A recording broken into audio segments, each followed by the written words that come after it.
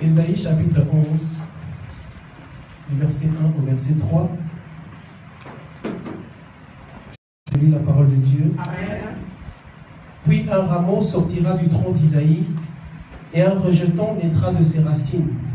L'Esprit de l'Éternel reposera sur lui, esprit de sagesse et d'intelligence, esprit de conseil et de force, esprit de connaissance et de crainte de l'Éternel. Dis avec moi, crainte de l'Éternel. Crainte de l'Éternel. Il respirera la crainte de l'Éternel. Amen.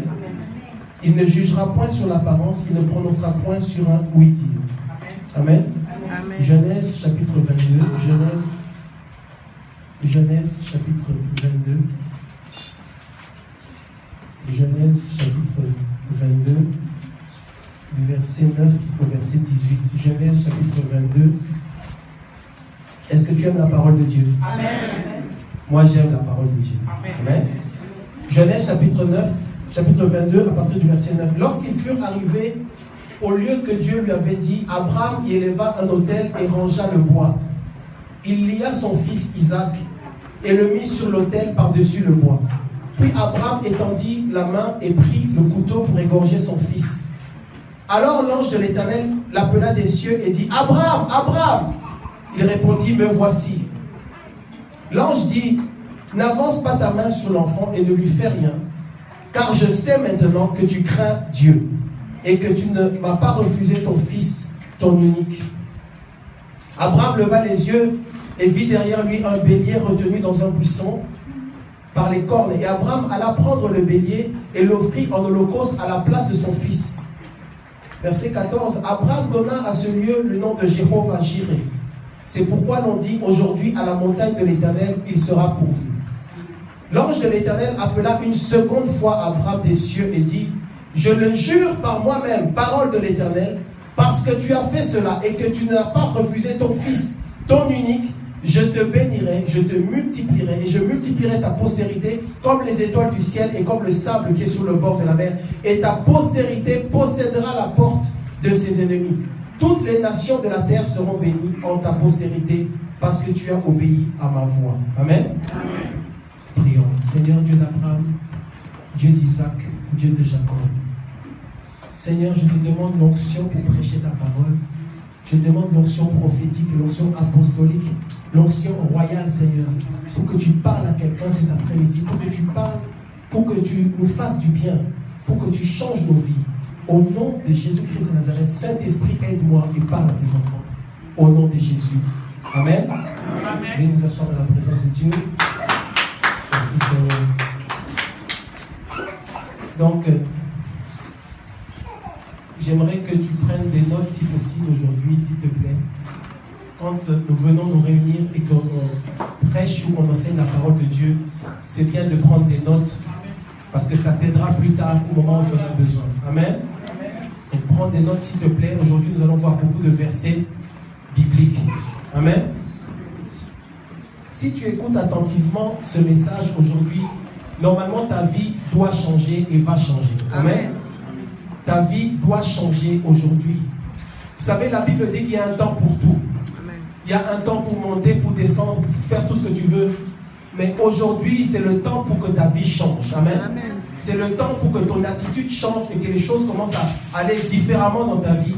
Que la gloire de Dieu commence à se manifester dans ta vie. Amen. Parce que Dieu a un projet pour ta vie, pour te faire du bien. Amen.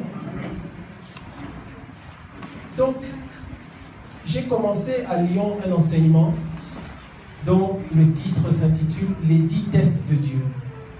C'est-à-dire que dans la vie d'un enfant de Dieu, Dieu va te faire passer par 10 tests. Et j'ai déjà donné cet enseignement à Lyon et je ne l'ai pas terminé parce qu'il y avait trop de choses à faire, à dire. Et par la grâce de Dieu, je donnerai un enseignement, donc plusieurs prédications, une prédication par rapport à chacun de ces 10 points.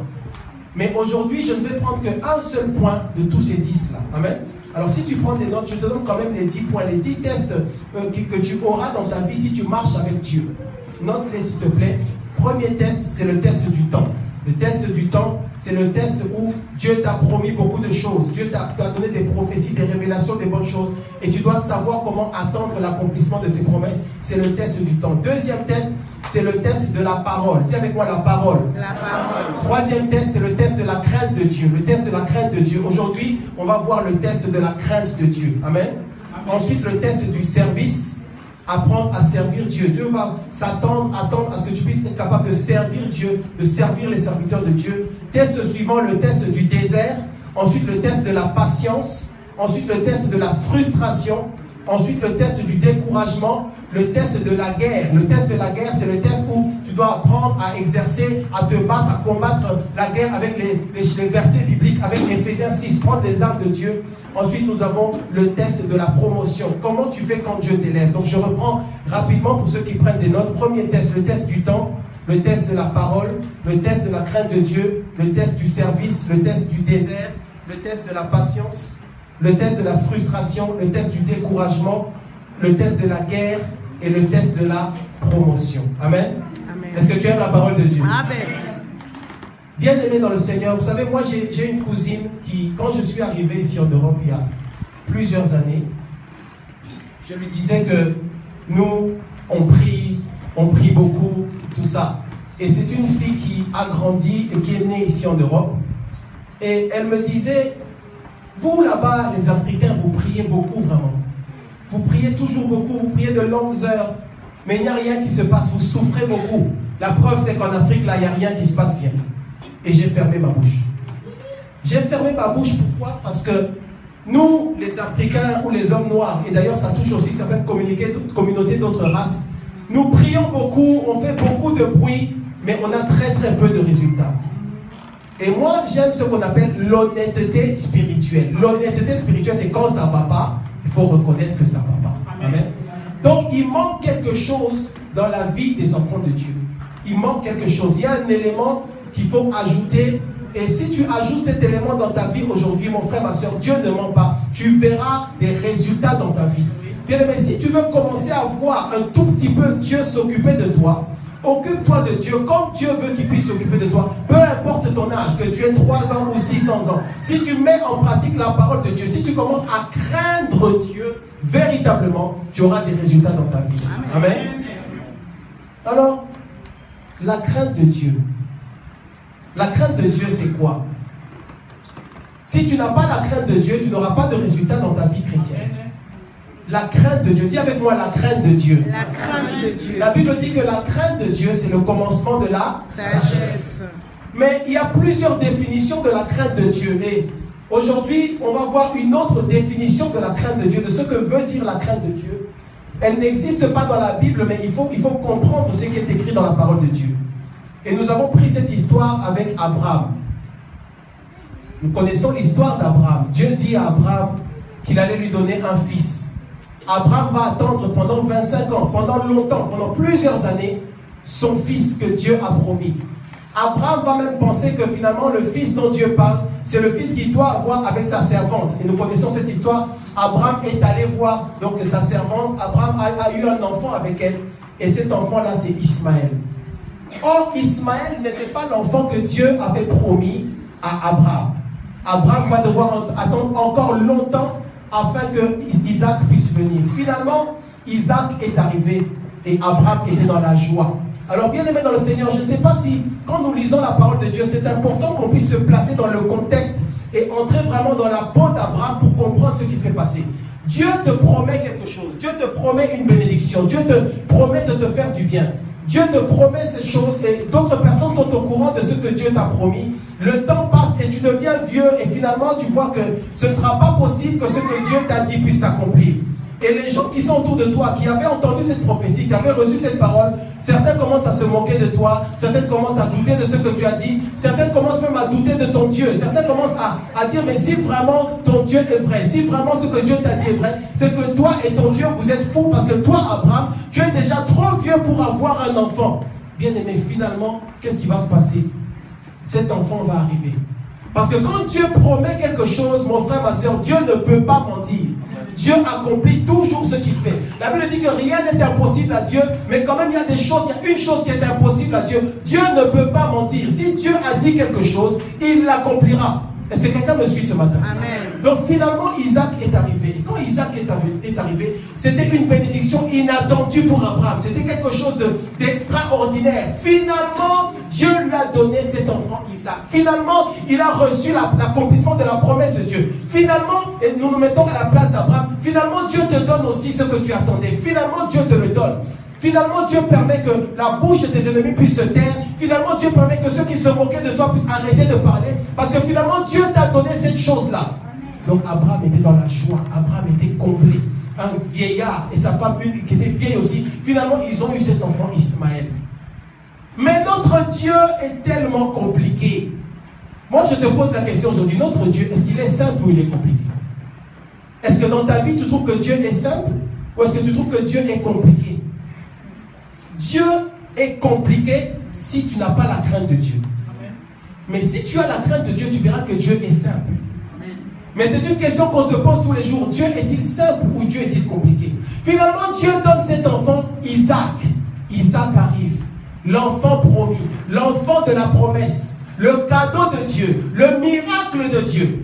La puissance, l'accomplissement de la puissance de Dieu, la manifestation de l'amour de Dieu. Dieu te donne quelque chose qui est la manifestation de son amour, comme quoi il est avec Abraham. Abraham, je suis avec toi. Regarde, j'accomplis ce que je t'ai promis. Mais la Bible nous dit que dans cette histoire, un jour, Dieu dit à Abraham, prends ton fils, ton unique, celui que tu aimes. Dieu dit ça pour qu'il n'y ait pas de malentendu.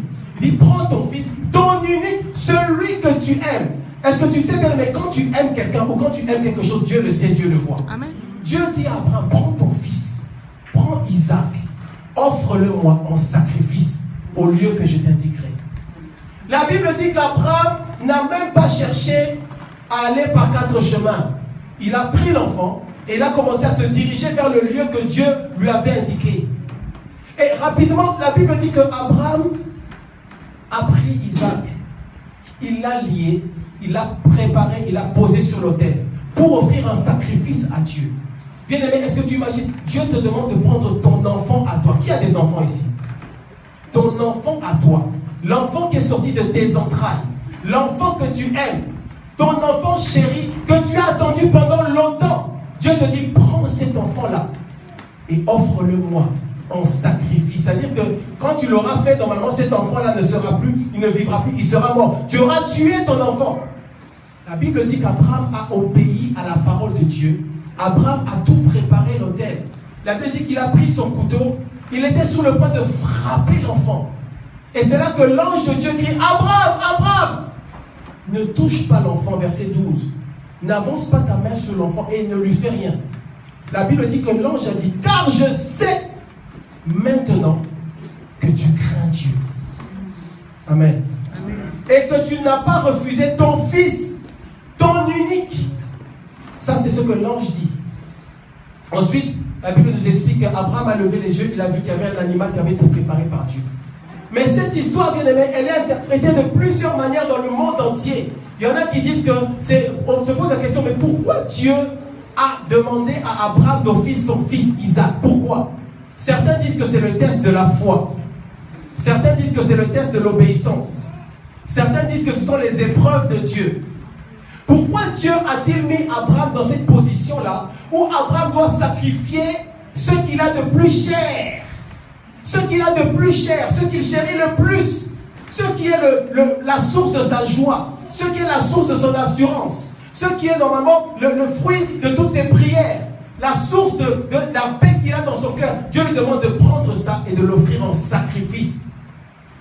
Et bien aimé, c'est écrit dans le livre, dans le verset 12, la raison pour laquelle Dieu a fait ça. Regarde bien, la Bible dit, l'ange dit, n'avance pas ta main sur l'enfant et ne lui fais rien. Car je sais maintenant que tu crains Dieu. Bien aimé, Dieu veut voir si tu le crains. Dieu veut voir si tu as la crainte de Dieu en toi. Dieu veut voir, Dieu veut évaluer, Dieu veut peser pour savoir si tu as la crainte de Dieu. Bien aimé, tu peux être chrétien pendant 20 ans, pendant 200 ans, sans avoir la crainte de Dieu. Ce n'est pas parce que tu viens à l'église que tu as la crainte de Dieu. Ce n'est pas parce que tu viens à l'église que tu as Dieu en toi. Quelqu'un a dit, tu peux passer deviendras pas une voiture. Donc ce n'est pas parce que tu es ici que tu es un enfant de Dieu. Ce n'est pas parce que tu es ici que tu as la crainte de Dieu. Bien aimé, est-ce que tu as la crainte de Dieu? Où sont ceux qui ont la crainte de Dieu dans l'église? Où sont ceux qui aujourd'hui sont des chrétiens dans les familles, que ce soit au travail, dans la gestion des affaires, dans tout ce qu'on fait, dans les rapports qu'on a avec les frères et sœurs? Qui sont ceux qui ont la crainte de Dieu? Dis un peu la crainte de Dieu. La crainte de Dieu. La Bible dit que Dieu a voulu voir si Abraham avait la crainte de Dieu. Et on dit qu'Abraham c'est le père de la foi. Donc nous sommes des enfants d'Abraham. Pourquoi? Parce que nous nous connectons à Dieu de la même manière qu'Abraham se connectait à Dieu, c'est-à-dire par la foi. Nous sommes des enfants d'Abraham. Si Abraham a réussi avec le Seigneur à cause de sa foi, nous qui sommes ses enfants, nous réussirons avec Dieu de la même manière et nous passerons par le même chemin qu'Abraham, le chemin de la crainte de Dieu. Bien aimé, je suis venu te dire aujourd'hui, si tu veux commencer à voir la gloire de Dieu se manifester dans ta vie, si tu veux que les choses commencent à changer dans ta vie, si tu veux que Dieu commence à te parler, vous savez, il y a certaines personnes, Dieu ne leur parle pas, parce qu'ils n'ont pas la crainte de Dieu. La crainte de Dieu, c'est la source de toutes les bénédictions.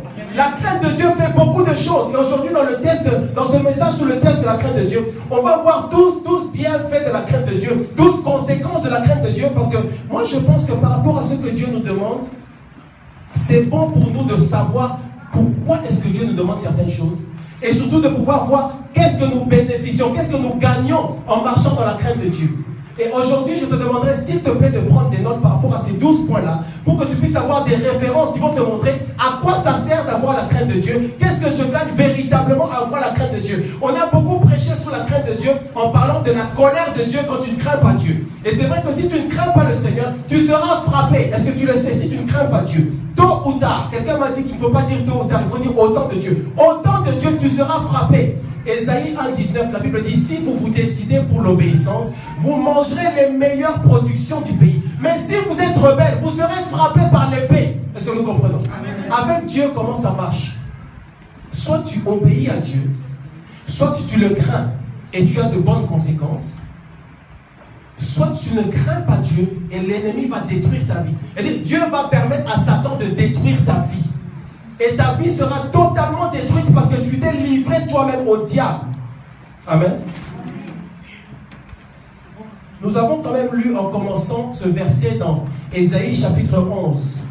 Ça, c'est seulement pour insister sur la crainte de Dieu, parce que la crainte de Dieu, c'est un point particulier par rapport au test de Dieu. Dieu te mettra dans certaines situations dans ta vie. Dieu va permettre certaines choses de ta vie seulement pour voir si tu as la crainte de Dieu. Peut-être que ce que tu vis aujourd'hui, c'est seulement Dieu qui veut voir si tu as vraiment, véritablement la crainte de Dieu, ou Dieu veut voir quel est le niveau de ta crainte de Dieu. Parce que, bien aimé, au niveau des choses avec Dieu, c'est de dimension en dimension. Il y a certains niveaux. Certaines personnes craignent Dieu à 2 sur 10. Certaines personnes ont la crainte de Dieu au niveau 5 sur 10. Certaines personnes sont à 7 sur 10. Certaines personnes sont à moins 100 sur 10. Mais il n'y a pas de crainte de Dieu. Demande à ton voisin, est-ce que tu crains Dieu? Est-ce que tu crains Dieu? Demande de l'autre côté, est-ce que toi, comment tu as la crainte de Dieu?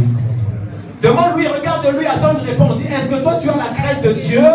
Est-ce que tu crains Dieu dans ton cœur? Tu es à l'église, tu es chrétien. Est-ce que tu as la crainte de Dieu? La crainte de Dieu, c'est quoi? La crainte de Dieu, c'est un mystère. En grec, le mot mystère, ça vient de mystérion. Mystérion, ça veut dire que c'est quelque chose que tu ne pourras jamais connaître, tu ne pourras jamais comprendre si ce n'est pas révélé par Dieu. Il y a certaines choses, bien aimées, même dans la Bible. Tu peux lire plusieurs versets sur la crainte de Dieu. Mais bien aimé, tu dois avoir la révélation de la crainte de Dieu. Il y a moyen de vivre toute une vie chrétienne sans avoir la crainte de Dieu. La crainte de Dieu. Bien aimé, si seulement on pouvait avoir la crainte de Dieu. Il y a des hommes et des femmes qui sont serviteurs de Dieu, apôtres, prophètes, avec de grandes églises, qui n'ont pas la crainte de Dieu. Il y a des chrétiens qui sont chrétiens depuis 600 ans, mais ils n'ont pas la crainte de Dieu. Tout le monde peut prier. Est-ce que je peux vous dire la vérité ce matin? Vous savez, moi j'aime bien dire la vérité. Ceux qui gênent là, ceux qu'on ne veut pas trop dire. Bien aimé, tu peux connaître la parole de Dieu de Genèse à Apocalypse. Si tu n'as pas la crainte de Dieu, tu ne connais pas la parole de Dieu. Amen. Tu peux être capable d'expliquer le livre de Zacharie du premier verset jusqu'à la fin. Il y a des gens qui sont comme ça. Ils ont étudié les interprétations de la parole de Dieu. Ils peuvent te l'expliquer, mais ils n'ont pas la crainte de Dieu. Dieu sait que dans leur cœur, ils n'ont pas la crainte de Dieu. Ésaïe nous dit quoi? Nous dit que l'Esprit de Dieu, on parle des 7 esprits de Dieu, et on dit qu'un de ces 7 esprits-là, c'est l'esprit de crainte de l'Éternel, et on reprend encore, il respirera la crainte de Dieu. Donc la crainte de Dieu, c'est une respiration. Bien aimé, quand tu as la crainte de Dieu va se voir dans tout ce que tu fais. Quand tu as la crainte de Dieu dans tout ce que tu fais, on saura que dans celui-là, il a la crainte de Dieu.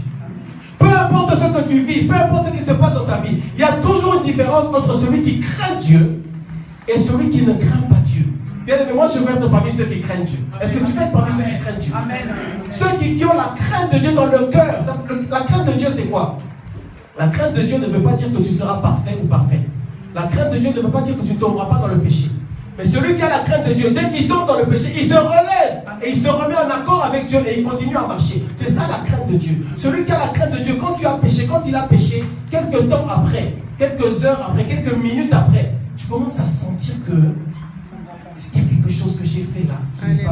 Amen, c'est vrai. Qui a déjà eu ces sensations-là? Ouais. Tu sens que, vous savez, un jour j'étais avec mon épouse et on parlait, et je parlais d'une personne, d'un serviteur de Dieu. Et ce que j'avais dit n'était pas un péché. J'ai dit que, lui en fait, Dieu l'utilise plutôt dans ceci et dans cela. Dieu l'utilise comme ça, de telle manière. C'était un peu une manière de catégoriser ou de classer la personne. J'ai dit, c'est pourquoi bien aimé, fais attention à ce que tu dis. Ce que j'ai dit là, ce n'était pas un péché. J'ai juste dit, cette personne-là, par exemple, en fait, Dieu l'utilise plus dans la parole. Et voilà, c'est juste comme ça. Et c'était un peu comme si c'était une limitation, parce que je me basais par rapport à ce que je voyais. Bien aimé, ça n'a pas plu à Dieu. Ça n'a pas plu. Pourtant, c'était quelqu'un qui était venu m'aider. Fais attention à ce que tu dis de ceux qui viennent t'aider. C'était un vrai serviteur de Dieu. Vous savez, il y a des vrais et des faux.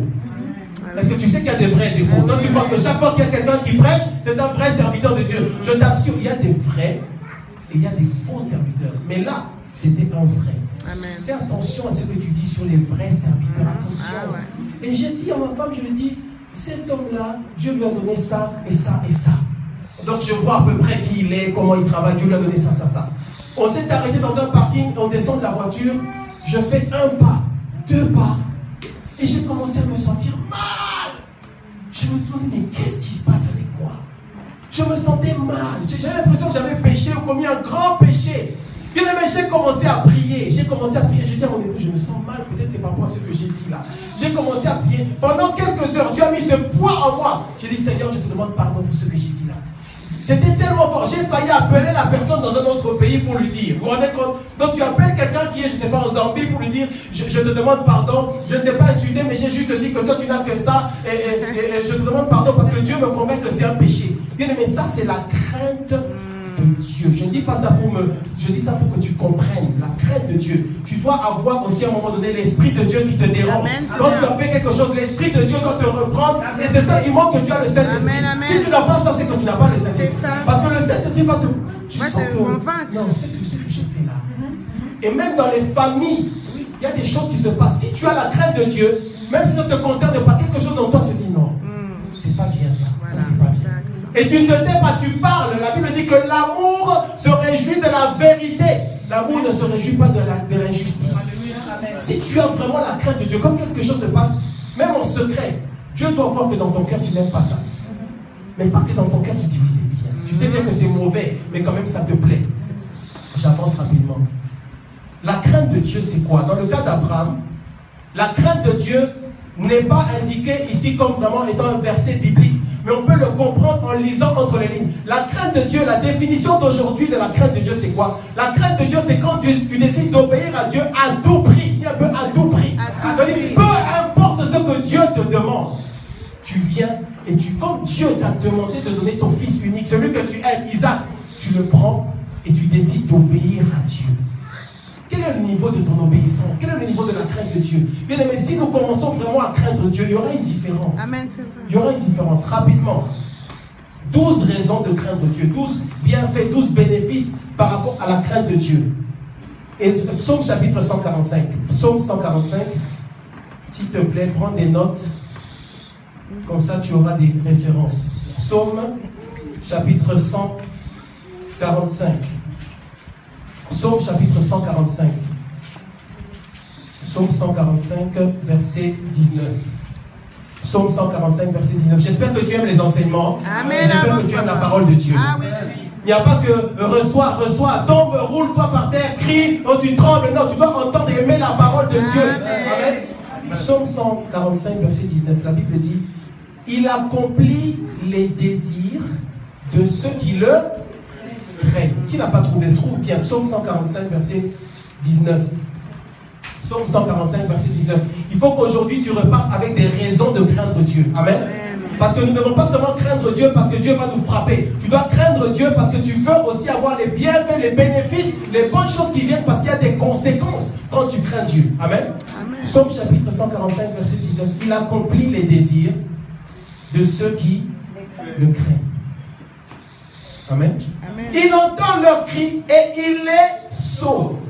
Ça, c'est pour ceux qui craignent Dieu. Donc, si tu ne crains pas Dieu, ce n'est pas pour toi. Mais si tu crains Dieu, Dieu dit dans sa parole, il accomplit les désirs. Qui a des désirs?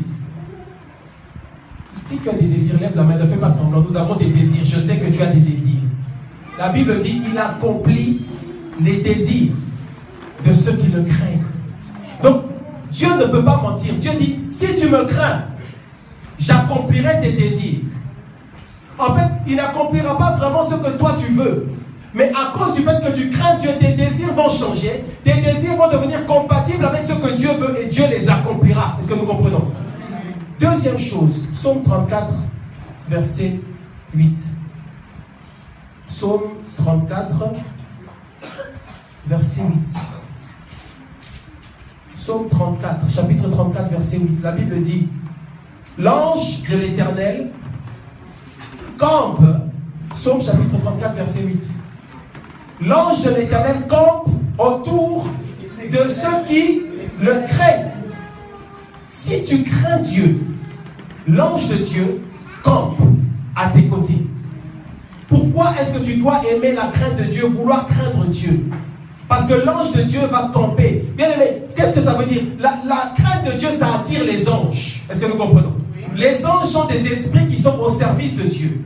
Celui qui a la crainte de Dieu, les anges ne sont jamais loin. Les anges de Dieu sont là. L'ange de Dieu est là. Si tu crains Dieu, vous savez, il y a un couple un jour qui se sont disputés.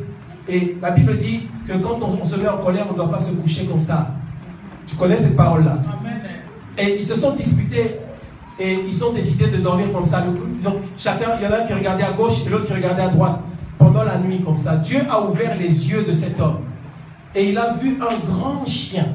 Un grand chien, vraiment un chien d'environ 1m80, la taille d'un homme, un grand chien qui était devant leur porte d'entrée de leur maison. Et ce chien-là a levé les deux pattes avant et il grattait la porte comme ça. C'est comme s'il essayait d'ouvrir la porte.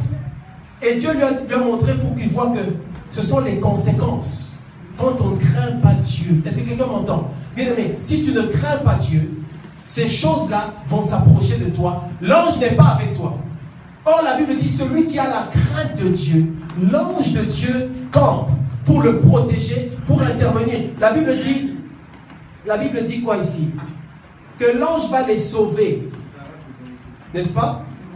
Il les arrache au danger. Pas de retraite, pas de réunion, pas de convocation, pas de veillée. Juste le fait que toi, tu crains Dieu. Quand tu es en danger, l'ange vient, il t'arrache. Il refuse que le malheur t'arrive. Bien aimé dans le Seigneur, la crainte de Dieu, c'est comme une prière. Quand tu crains Dieu, c'est comme si tu es dans la crainte de Dieu, c'est comme si tu es tout le temps en train de prier. Tu te trouves en danger, quelques secondes avant que ça se passe. Comme Dieu voit que toi tu crains Dieu, son ange vient et il t'arrache au danger. Bien aimé, ces choses ne doivent-elles pas nous motiver à craindre Dieu? Que Dieu t'arrache au danger. Que tes ennemis, finalement, ils voient qu'on a essayé de l'attraper, mais ça n'a pas marché. Pourquoi? Parce que c'est un homme, une femme qui craint Dieu. Amen. Bien aimé, l'onction du Seigneur, la gloire, la grâce de Dieu, c'est pour ceux qui craignent Dieu. Si tu as la crainte de Dieu, tu es quelqu'un de spécial. Si tu as la crainte de Dieu, tu es quelqu'un, on ne peut pas t'attraper comme ça, on ne peut pas te saisir. La Bible dit, ils te feront la guerre, mais ils ne te vaincront pas. Donc on va te faire la guerre, mais pour avoir la victoire, c'est-à-dire pour avoir l'avortement, pour annuler le plan de Dieu pour ta vie, ça ne se fera pas. Pourquoi? Parce que toi, tu as la crainte de Dieu. Amen.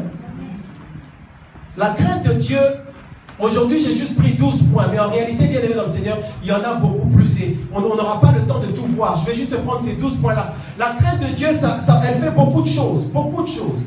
La crainte de Dieu, c'est comme un couteau suisse. D'ailleurs, on est en Suisse, ça tombe bien. Qui connaît les couteaux suisses? Vous connaissez les couteaux suisses? Oui. Le couteau suisse, on peut tout faire avec le couteau. Il y a un petit couteau, il y a une petite lame de rasoir, il y a un décapsuleur, il y a une espèce de truc en tourne pour ouvrir les bouchons sur les bouteilles de vin. Donc, on a toutes ces choses-là. La crainte de Dieu, c'est un véritable couteau suisse. D'ailleurs, un des titres de ce message, ça peut être le couteau suisse. Parce que la crainte de Dieu, c'est le couteau suisse. Dis à ton voisin, le couteau suisse. Est-ce que tu as la crainte de Dieu? Parce que la crainte de Dieu, elle fait beaucoup de choses. Regarde, vaut mieux quelqu'un qui prie 30 minutes par jour, mais qui a la crainte de Dieu, que quelqu'un qui prie 4 heures par jour et qui n'a pas la crainte de Dieu. Amen. Est-ce que nous comprenons? Amen. Parce que nous, en fait, on sait imiter les gestes, entre guillemets, soi-disant chrétiens. On sait prier. J'ai l'impression que tous les Congolais savent prier. Tous. Quand ils sont dans des problèmes, tout le monde sait prier. Pourtant, c'est des païens. Je le vois parce que dans certains théâtres, tu vois que des païens, ils font, on se dit, mais non, ça c'est des chrétiens ou quoi? Mais c'est juste la comédie. Tout le monde sait comment on fait pour prier. Mais tout le monde n'a pas la crainte de Dieu. Amen. Les païens n'ont pas la crainte de Dieu, c'est normal. Mais les chrétiens, bien aimés, les chrétiens, quand est-ce que les chrétiens auront la crainte de Dieu? C'est-à-dire, quand ils se trouvent dans une situation où il peut tricher sans que personne ne le voie, ils décident que je ne vais pas tricher. La crainte de Dieu.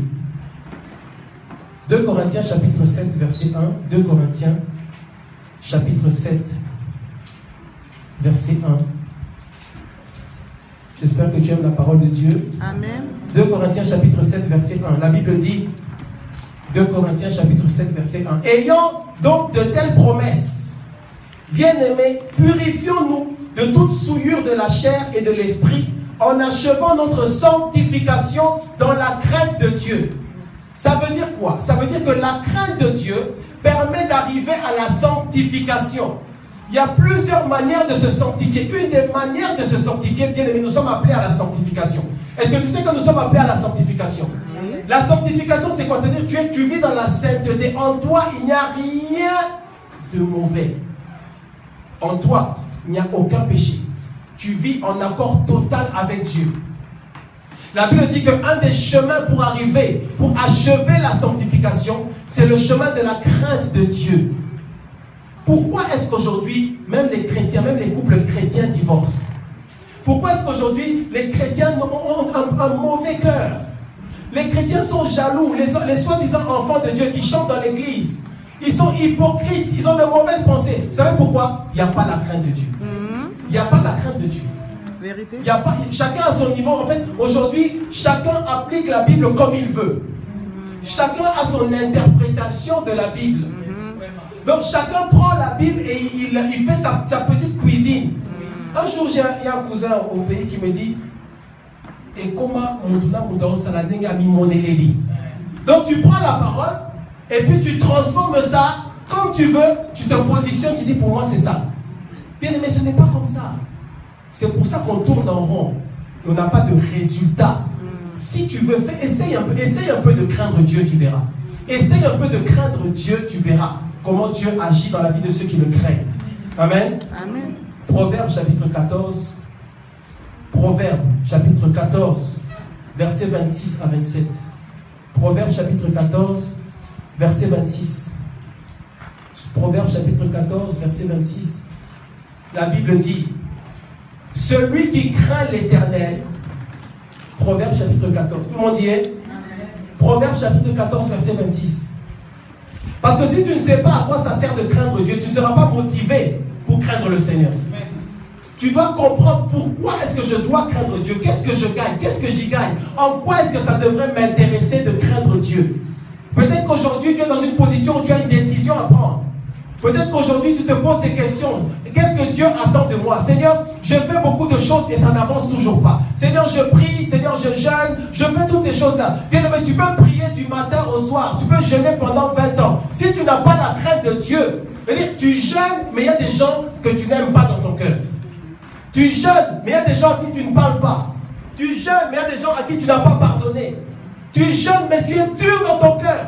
Tu jeûnes, mais tu es méchant. Tu jeûnes, mais tu n'as pas bonté. cœur, ce n'est pas la crainte de Dieu. Dieu a un problème avec toi. Amen. Amen. Proverbe 14, 26, la Bible dit: celui qui craint l'Éternel possède un appui ferme, et ses enfants ont un refuge auprès de lui. Si tu ne crains pas Dieu, tu ne pourras pas être un refuge pour tes enfants. Si tu ne crains pas Dieu, en fait, j'ai compris en lisant la parole de Dieu que si tu aimes tes enfants, marche dans la crainte de Dieu. Est-ce que tu comprends bien? Ah oui. Si tu aimes, qui aime ses enfants? Ah oui. Nous aimons dire non, j'aime mes enfants. Si vraiment tu les aimes, marche dans la crainte de Dieu. Pourquoi? Parce qu'il y a des choses que tu peux faire aujourd'hui pour lesquelles Dieu, si elles sont mauvaises, Dieu ne va pas te frapper toi. Dieu va aller frapper tes enfants. Est-ce que tu comprends? Donc si vraiment tu aimes tes enfants, si tu aimes l'enfant qui est sorti de tes entrailles, si tu ne lui veux que de bonnes choses, marche dans la crainte de Dieu. Bien aimé, tu sais qu'il y a certaines personnes qui sont bénies aujourd'hui, il y a certaines familles qui sont bénies, ou certains frères et sœurs qui sont bénis, ils ont de grandes grâces dans leur vie. On ne sait pas d'où ça vient. On se demande, mais comment ça se fait que cette famille-là, ils sont bénis comme ça? Comment vraiment, on dirait qu'eux, ils n'ont pas de combat spirituel. Nous, on est chrétiens, mais nous, on est tout le temps dans les jeunes, on se bat. Mais comment ça se fait que cette famille-là, on dirait que tout va bien? Tu ne connais pas l'histoire. Dieu a peut-être fait ça parce que leur grand-mère marchait dans la crainte de Dieu. Est-ce que tu comprends? Comme la grand-mère marchait dans la crainte de Dieu, elle était en alliance avec Dieu. Dieu a dit, je vais bénir, mais je bénirai après ta mort. Et tu vois maintenant que les enfants, ils arrivent, on dirait que tout va bien pour eux, grandes études, les choses avancent. Toi tu jeûnes, tu souffres, tout ça. Dieu t'aime aussi, mais quand même, Dieu le fait à cause de l'histoire de la famille. Renseigne-toi sur l'histoire de la famille. Malheureusement, ça marche pour les bonnes choses et pour les mauvaises choses. C'est-à-dire, si tu fais n'importe quoi dans ta vie, il y a des malédictions, des souffrances qui viendront sur les enfants dont tu dis que tu les aimes là, ça va les attraper. Ils vont souffrir, ils iront chercher la délivrance. Pourquoi? Parce que papa a fait ça, maman a fait ça, parce que mon grand-père. Est-ce que nous comprenons? C'est pourquoi la Bible dit, celui qui craint Dieu possède un appui ferme et ses enfants ont un refuge auprès de lui. Entre parenthèses. Ah là là, le temps là c'est vraiment compliqué. Entre parenthèses. Vous savez moi, est-ce que je peux vous choquer un peu? Vas-y, papa. Les histoires de la famille là, dis un peu la famille. La famille. Moi ça m'intéresse plus beaucoup.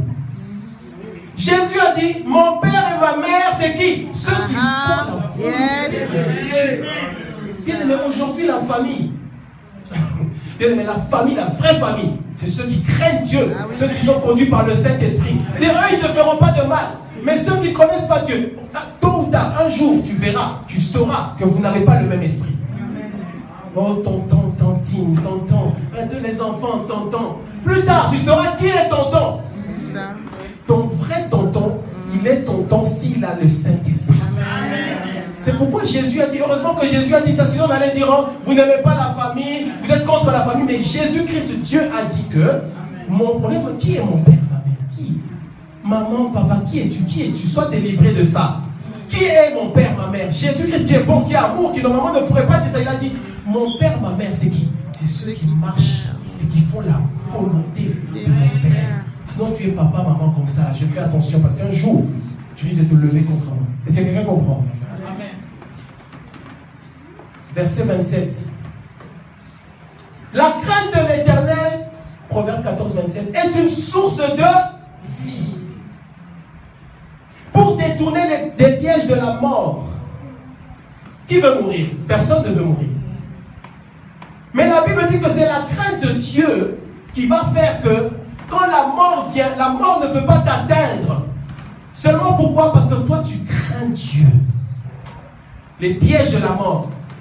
Vous savez bien aimé, dans le monde spirituel est un monde dangereux. Tout le monde est attaqué tout le temps et on est en guerre. Il y a deux royaumes qui sont en guerre. Il y a des flèches, des grenades, tout ce que tu veux. Tout ce que tu connais en ce qui concerne les guerres traditionnelles, ça se passe aussi dans le spirituel. Et la Bible dit que la crainte de Dieu, c'est important pour détourner des pièges de la mort. Toi, tu crois que c'est seulement la prière. Mais si tu pries et que tu n'as pas la crainte de Dieu, ça va t'arriver. Il y a des choses, bien aimées, auxquelles tu peux résister juste avec la crainte de Dieu.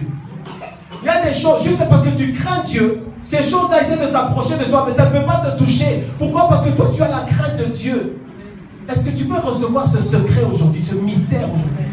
Est-ce que tu peux dire maintenant, Seigneur, maintenant je vais te craindre. Seigneur, maintenant je vais obéir à ta parole. Seigneur, je vais faire ce que toi tu veux. Amen. Amen. Malachie chapitre 4, verset 2. Malachie chapitre 4, verset 2. J'avance rapidement. Malachie chapitre 4, juste avant Matthieu. Malachie chapitre 4, verset 2. En fait, ça c'est un point qui m'intéresse. Regardons Malachie à partir du verset 3, chapitre 3, verset 13. Malachie chapitre 3, verset 13. Vos paroles sont rudes contre moi, dit l'Éternel. Tout le monde y est. Malachie chapitre 3, verset 13. Vos paroles sont dures contre moi, dit l'Éternel. Et vous dites, qu'avons-nous dit contre toi? Vous avez dit, c'est en vain que l'on sert Dieu. Vous savez qu'il y a certaines personnes qui disent, c'est en vain qu'on obéit à Dieu. Ça ne sert à rien. Qu'avons-nous gagné à observer ces préceptes? À quoi ça sert? Et à marcher avec tristesse à cause de l'Éternel des armées? Verset 15. Maintenant nous estimons heureux les hautains. Oui, les méchants prospèrent. Oui, ils tentent Dieu et ils échappent. Est-ce que vous avez remarqué que souvent ceux qui ne craignent pas Dieu, on dirait qu'ils s'en sortent, hein? Oui. Est-ce qu'on peut dire la vérité? Oui. Souvent ceux qui ne craignent pas Dieu, même certains chrétiens, on dirait que pour eux ça va, ça se passe bien. Il y a certains chrétiens, quand ils font de grosses bêtises, on dirait qu'il n'y a rien qui se passe. Mais si toi tu essaies de faire cette chose-là, tu vas voir les démons, comment ils vont t'attaquer pendant la nuit. C'est bizarre. Verset 16. Alors ceux qui craignent l'Éternel, tu vois, dans ces choses-là, le langage est toujours différent en fonction de son positionnement par rapport à la crainte de Dieu. La Bible dit, verset 16, alors ceux qui craignent l'Éternel se parlèrent l'un à l'autre. Ils se sont regardés. Quand tu entends les gens dire que ça ne sert à rien de craindre Dieu, toi au fond de toi il y a quelque chose qui dit, ils n'ont pas compris. L'Éternel fut attentif. Bien aimé, est-ce que tu sais que Dieu est attentif à tout ce que tu dis, tout ce que tu fais? Dieu te voit. Il y a même une chanson qui est populaire dans notre pays, on dirait que quand tu marches dans ce pays-là, sache que Dieu te voit. Alors ceux qui craignent l'Éternel se parlèrent l'un à l'autre. L'Éternel fut attentif et il écouta, et un livre de souvenirs fut écrit. Un livre de souvenirs. Bien aimé dans le Seigneur. Il y a un livre. Est-ce que vous savez que ça existe, le livre du souvenir? C'est un livre spécial devant Dieu. Ce livre-là, dans ce livre-là, ne sont écrits que les noms de ceux qui craignent Dieu. Si tu ne crains pas Dieu, ton nom n'est pas dans ce livre-là. Dieu connaît ceux qui le craignent. La Bible dit, un livre de souvenirs fut écrit. Ils n'ont rien fait, pas de veillée, pas de retraite, juste les pensées et les paroles. Dieu a vu que dans leur cœur, ils n'étaient pas d'accord pour qu'on dise que ça ne sert à rien de craindre Dieu. La Bible dit, le livre de souvenirs fut écrit devant lui pour ceux qui craignent l'Éternel et qui honorent son nom. Verset 17. Ils seront à moi, dit l'Éternel des armées. Ils m'appartiendront au jour que je prépare. J'aurai compassion, Dieu. La crainte de Dieu fait que Dieu va avoir compassion de toi. Comme un homme a compassion de son fils qui le sait. Et vous verrez de nouveau la différence entre le juste et le méchant, entre celui qui sert Dieu et qui ne le sert pas. Bien aimé, ce jour-là, c'est vrai qu'on dit que c'est le jour du retour de Christ, c'est vrai. Mais il y a aussi le jour du jugement de Dieu. Le jour du jugement de Dieu, c'est un jour où Dieu décide d'intervenir dans un problème. Et tu vas voir que quand Dieu va agir, il y aura une différence entre celui qui a marché dans la crainte de Dieu et celui qui ne marche pas dans la crainte de Dieu. Vous savez, il y a une famille dans laquelle il y a deux frères qui se disputaient. Et les deux frères ne s'entendaient pas du tout. Ils sont allés voir les parents pour trouver une solution et ça n'allait pas. Les disputes, fais attention aux disputes. Est-ce que quelqu'un m'entend bien? Les disputes, c'est dans les disputes qu'on va savoir si tu crains Dieu. Ils sont allés chez les parents pour trouver une solution à ce problème, il n'y avait pas de solution. Ils ont appelé la famille, les oncles, les tantes, la famille élargie pour trouver comment ça se fait que ces deux frères-là, même père, même mère, ils ont un niveau de haine comme ça, ils ne s'entendent pas. On les a fait asseoir, on leur a parlé pendant des heures, ça n'entrait toujours pas. Toi qui te disputes avec les gens, fais attention. Les disputes, la Bible dit que les disputes, c'est une œuvre de la chair, Galates 5. Donc quand dans cette liste-là, il y a même la magie. Donc quand tu te disputes, c'est comme si tu pratiques la magie. Est-ce que tu comprends? On les a fait asseoir. Vous êtes d'une même famille. Comment ça se fait que vous ne vous entendez pas? Et finalement, il y a quelqu'un qui leur dit, un des aînés de cette famille-là, qui leur dit, voilà, maintenant vous avez intérêt à commencer à marcher dans la crainte de Dieu. Sinon, Dieu va vous frapper. Il y en a un qui répond, moi, quoi que Dieu fasse, je ne me réconcilierai jamais avec lui. Il y a des gens qui sont comme ça. Il dit non, moi que Dieu ou pas dans cette affaire-là, moi je dis non. Ça, ce n'est pas la crainte de Dieu. Quand tu dis ça, Dieu te laisse tranquille. Mais un jour, quelque chose se passera dans ta vie et tu sauras que c'est Dieu qui est Dieu. Amen. Et que tu aurais dû craindre Dieu. Bien aimé, dans les temps dans lesquels nous sommes, les hommes et les femmes sont méchants. Parfois, craindre Dieu, c'est être celui qui est naïf. Parfois, craindre Dieu, c'est un peu être comme celui qui est bête. Quand tu crains Dieu, c'est devenu comme si, en fait, toi, tu ne peux rien dire. Toi, tu ne peux pas manifester ton mécontentement. Mais bien aimé, c'est seulement parce que tu crains Dieu. Dis à ton voisin, je crains Dieu. C'est seulement parce que tu crains Dieu. Bien aimé, vous savez, on a tous su comment se fâcher, on sait tous se mettre en colère, on sait tous être méchants. Mais il y a une différence entre celui qui craint Dieu et celui qui ne craint pas Dieu. Celui qui craint Dieu, il change. Tu es devenu naïf, deviens naïf, bien-aimé, deviens bête, accepte de descendre, accepte qu'on se moque de toi, accepte qu'on dise que toi tu n'as rien, accepte qu'on dise que tu n'es rien, c'est ça la crainte de Dieu. Bien-aimé, quand tu as la crainte de Dieu, tu vois, on ne te connaît pas, on ne te reconnaît pas, on te rejette, on te repousse, on t'ignore. On fait tout ce que tu veux avec toi, reste tranquille. Parce que ta force est dans la crainte de Dieu. Ta force est dans la faiblesse. Quand tu restes comme ça, il y a un jour où Dieu va se lever. Amen. Et Dieu va intervenir pour toi. Pourquoi? Parce que toi, tu crains Dieu. Amen. Amen. Malachie, chapitre 4, verset 3. Et vous foulerez les méchants. Verset 2, pardon, verset 2. Mais pour vous qui craignez mon nom, oui, se lèvera le soleil de la justice. Et la guérison sera sous ses ailes.